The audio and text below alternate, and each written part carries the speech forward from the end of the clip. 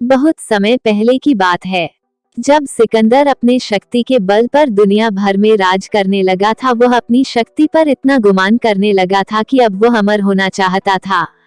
उसने पता लगाया कि कहीं ऐसा जल है जिसे पीने से व्यक्ति अमर हो सकता है। देश दुनिया में भटकने के बाद आखिरकार सिकंदर ने उस जगह को खोज लिया जहां पर उसे अमृत प्राप्त हो सकता था। वो एक पुरानी गुफा थी, जहां पर कोई आता जाता नहीं था।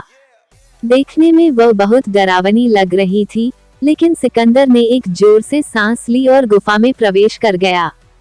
वहां पर उसने देखा कि गुफा के अंदर एक अमृत का झरना बह रहा है।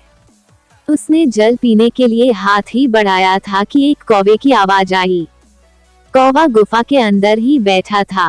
कौवा जोर से बोला, ठहर, रुक जा, ये भूल मत करना। सिकंदर ने कौवे की तरफ देखा। वह बड़ी ही दयनीय अवस्था में था। पंख झड़ गए थे, पंजे गिर गए थे, वह अंधा भी हो गया था। बस कंकाल मात्र ही शेष रह गया था। सिकंदर ने कहा, तू कौन होता है मुझे रोकने वाला? मैं पूरी दुनिया को जीत सकता हूँ, तो यह अमृत पीने से मुझे तू कैसे रोकता है?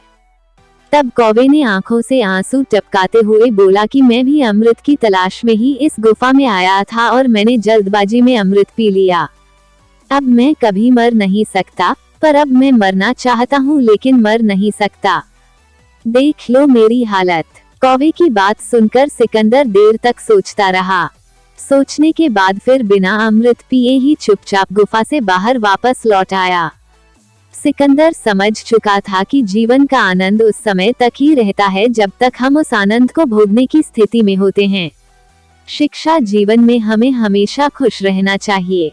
हमें कभी भी खुश रहने के लिए बड़ी सफलता या समय का इंतजार नहीं करना चाहिए, क्योंकि समय के साथ हम बूढ़े होते जाते हैं और फिर अपने जीवन का असली आनंद नहीं उठा पाते हैं।